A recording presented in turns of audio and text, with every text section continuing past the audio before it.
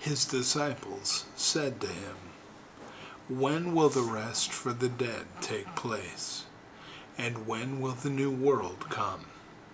He said to them, "What you look for has already come, but you do not recognize it." The Gospel of Thomas, saying 51. Friends, I'd like to tell you a short story based on these words from Jesus Christ. The town of Maple Hollow sat tucked between rolling fields and quiet forests, the kind of place where time seemed to pause. The air always smelled faintly of rain and pine, and folks waved whether they knew you or not. It wasn't famous for much, except maybe Harper's Diner. Well, Harper's had been around since 1953, a little chrome and neon slice of Americana at the corner of Main and Willow. Inside, the walls held old black and white photos of high school teams, church picnics, and veterans who'd never made it home. Maggie Harper, the owner, ran it the way her parents had. Strong coffee, warm food, and a soft heart for anyone who walked through the door. On one gray afternoon, with the rain falling in heavy sheets, a stranger entered.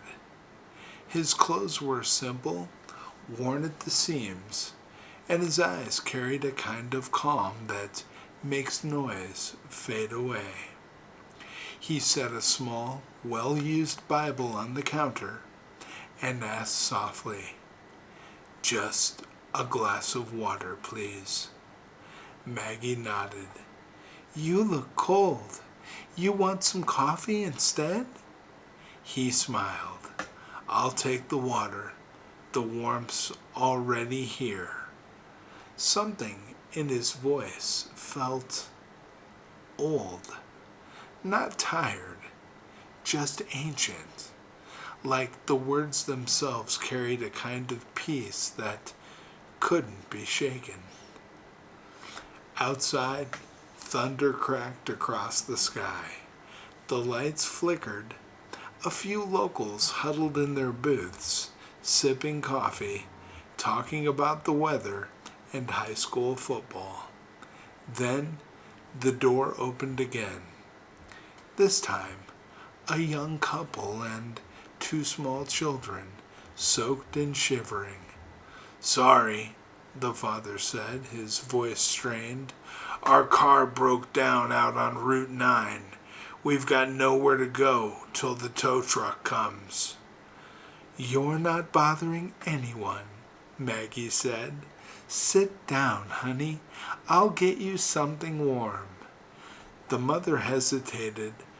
"We can't pay." Before Maggie could reply, the stranger spoke from the counter. "They can have my meal." Maggie blinked. "You didn't order one." He chuckled softly. "Then maybe it's time I do." He reached into his pocket and placed a few coins on the counter.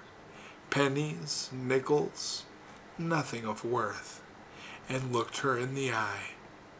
"Start with what you have. The rest will come." Maggie sighed, smiled, and went back to the kitchen. She told the cook, Ray, "Let's see what we can do." Ray grumbled, "We don't have enough for all these people. We're almost out of soup." "Then make what we can," she said. But something strange happened. Every time Ray ladled soup into a bowl, the pot never seemed to empty. More people wandered in from the rain, an old woman from the nursing home, a delivery driver whose truck had stalled, even the town's police officer, looking for shelter. Each was fed, each left full.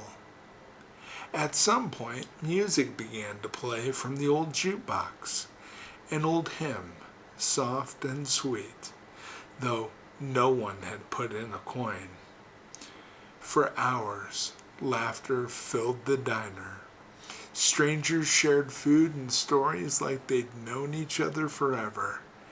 Even the kids began to laugh again, their fear washed away like the storm itself. And when Maggie turned around to thank the stranger, he was gone.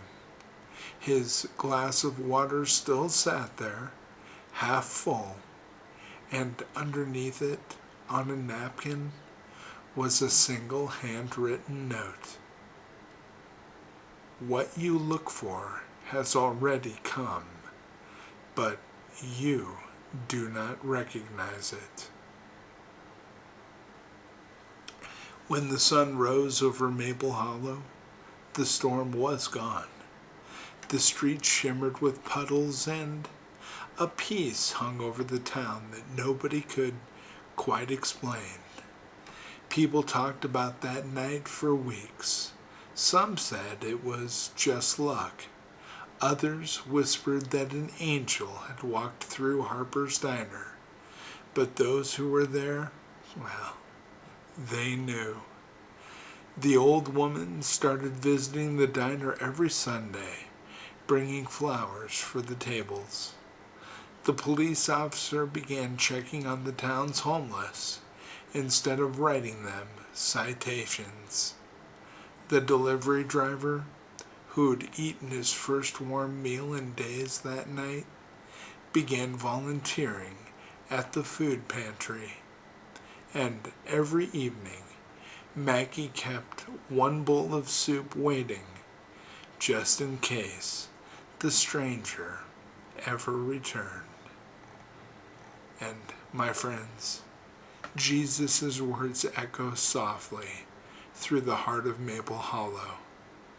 What you look for has already come. You know, we spend our lives searching for signs of heaven, hoping for miracles, waiting for proof that God is near. But sometimes the kingdom isn't coming from above. It's already here, hidden in kindness, disguised as a stranger, revealed in a moment of compassion that multiplies like loaves and fishes.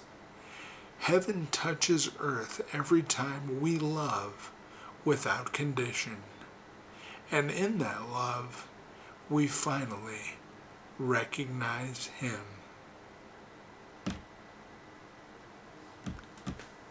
God bless you, my friends. Bye-bye.